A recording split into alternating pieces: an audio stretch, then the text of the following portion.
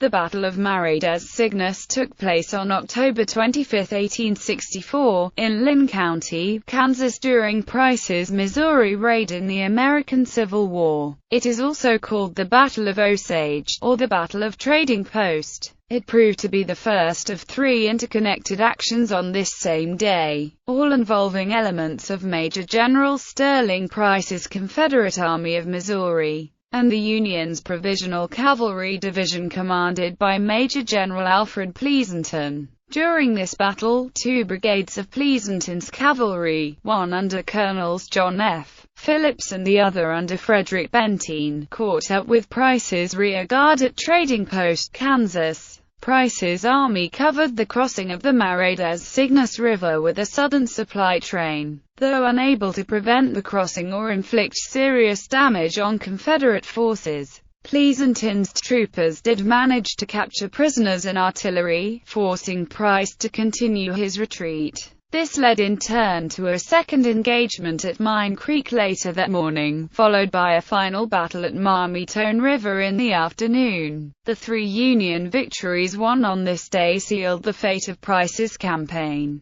Background: during the American Civil War, the Confederate authorities were looking for an edge in the upcoming U.S. presidential election of 1864. Due to this, they decided to attempt to take over the territory of Missouri to help persuade the people of the North to vote against current President Abraham Lincoln. With Missouri as a Confederate territory, they were convinced it would give them the advantage in winning the war. With commands from Lt.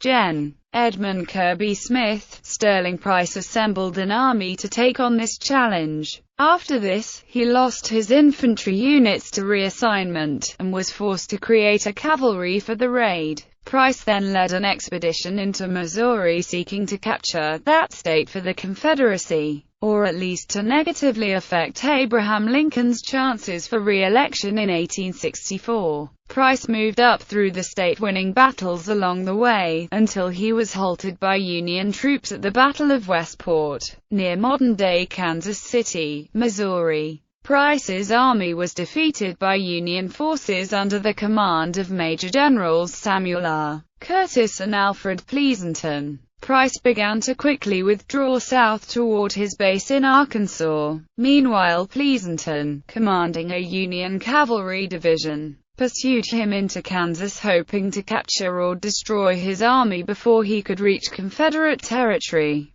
This led to the three battles on October 25 that destroyed Price's cavalry, and led to his evacuation of Kansas. The three battles were the Battle of Marais des Cygnes, the Battle of Mine Creek, and the Battle of Maumee River. Battle. After the defeat at Westport, General Price's retreating army was hampered by the presence of a rather large supply train, containing upwards of 500 wagons partly filled with desperately needed war supplies for the South. On October 24, Price and his cavalry set up camp next the Marais des Cygnes River near Trading Post. The weather that night was terrible with rain and cold temperatures. Pleasonton's cavalry was closing in on Price, and knew that he had set up camp in the area. Pleasonton sent out two brigades to overtake Price. The 1st Brigade, under the command of Colonel John Phillips, consisted of 3 regiments of Missouri State Militia and totaled 1,500 men. The 2nd Brigade, under Lt. Colonel Frederick Benteen, included regiments from Iowa, Missouri and 2 companies from the 7th Indiana. During the next foggy morning, around 4 a.m., Pleasonton's army fired artillery, and after these were fired, Pleasonton's men attacked the camp.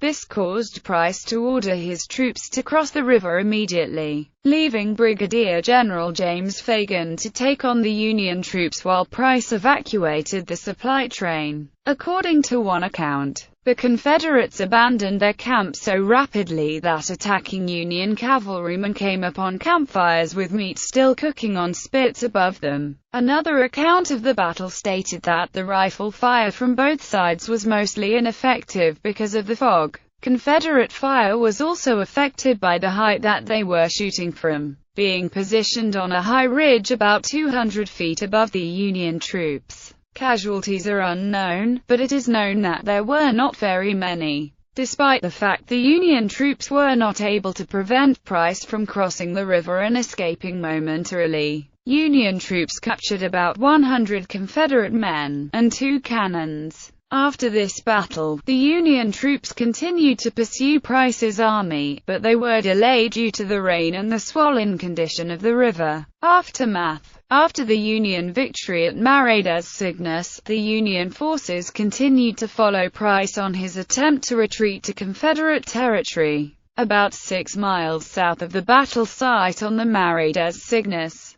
Phillips and Benteen and their cavalry brigades caught up to Price's wagon train as it struggled to cross Mine Creek. The resulting Battle of Mine Creek would turn out to be one of the largest, if not the largest, cavalry engagements of the entire Civil War, and resulted in the capture of 2 Confederate generals, the death of another Confederate general, and the capture of hundreds of Confederate troops. The Union troops also caused the Confederates to leave behind much of the supply train that they were moving. After the altercation at Mine Creek, Price and his officers attempted to rally their troops where a river was blocking their escape plan. Here, at Marais River, Union troops under the command of Brigadier General John McNeill attacked Price and the Confederate troops. Many of the Union troops were unarmed, and McNeill was unsure of the exact size of Price's troops, and after a few hours of skirmishing, McNeill decided they couldn't effectively pursue the remaining Confederate troops, and ceased the attack. This ended the Union pursuit of Price's army. He found his way back to Arkansas. His orders and plans to overtake Missouri for the Confederacy had ended. He had not only failed his mission, but it resulted in a large loss of men. This raid lasted about 1 month, but never truly had a chance. Little Girl Lost. William Force Scott, a Union participant in the battle, wrote in The Story of a Cavalry Regiment, The Career of the 4th Iowa Veteran Volunteers, about an encounter that the men had with a young girl. They were moving over the crest that they had just driven the Confederate troops from during the Battle of Marais Cygnes. As 2 men were moving forward and heard a cry coming from near them, they then heard a second cry and began to look around. When they found where the cry was coming from, they found a small girl lying close to a rock. They stated that the girl could not have been more than 6 years old. They were far from the closest road, and no houses were in sight. When asked, the young girl confirmed that she could find her way home if they got her to the road,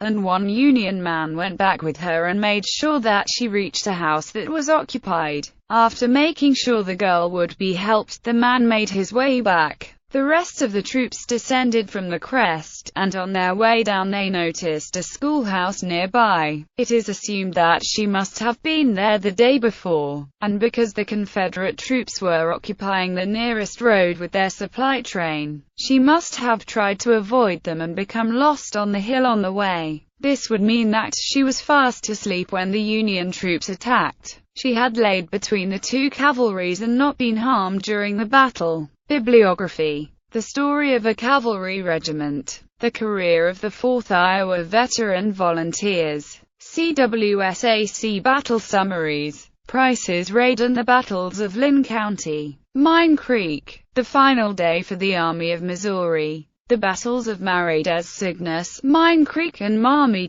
River. This source is being currently blacklisted, and is on the list of proposed list of being removed from Wikipedia's blacklist.